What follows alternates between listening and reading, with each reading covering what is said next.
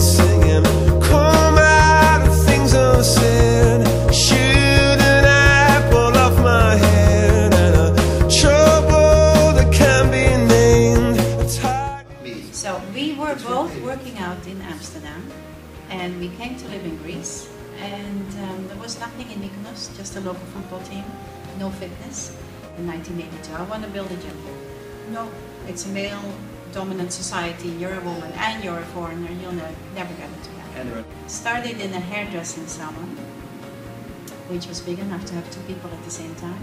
I had no equipment. I had some blankets and a few small stools, and I did an hour of stretches, Pilates mat, yoga, push-ups, sit-ups. Had 2 people at the same time, so it was from the beginning. It was like a personal trainer thing. The ladies were foreign in the beginning. Those were my first clients, and their husbands were Mykonoan. And the man didn't want to be trained by me because I was a woman. They'd rather be trained by John. So this is how John got involved. Fitness. I was always the guy who was doing weights and things. I found this advertisement in some kind of magazine, a man magazine, you know, where the guy kicks sand in the face of somebody. I always found him in the back of comic books. I loved it. I loved it. And so I did for 2 or 3 years. I did Charles Atlas, and then I started going to weight school, which was very simple in those days. A couple of dumbbells, a bar, a lats machine. That was about it. And weights have always been part of my life. When she started her little studio, I built some dumbbells. I built a little extension machine for legs, little things, little machines, and we went from room to room. Every time we went bigger, bigger room, bigger room, bigger room. So 5 years we worked from our house, living room. We changed houses and it got a little bigger. I started with 2 people at the same time. Then we had 4 people at the same time.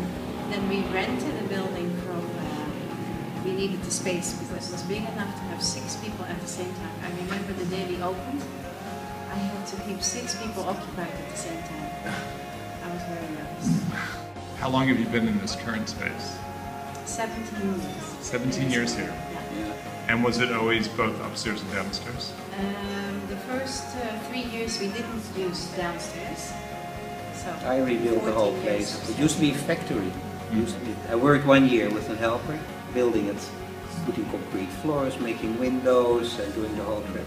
We're the only foreign couple, so not a mixed couple, Greek with another nationality, who have business. So that was a little hard now and then. People did get jealous, but most of the people like us a lot. We don't try from the first day. No, we watch and see what kind of person very it is. slowly, if very they slowly. are receptive to any suggestions in changing attitude about food or attitude about, and if they are, we slowly work on that. You know that you've got to be very careful not to scare them away.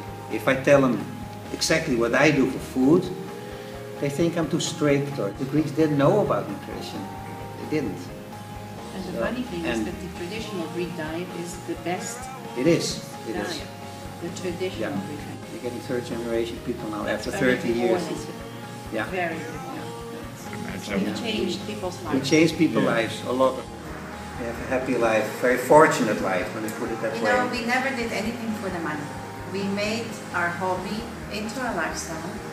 Yeah. And we've had financial struggles, but we didn't care because we lived in Mykonos, which was a place of choice. And we did what we liked doing best.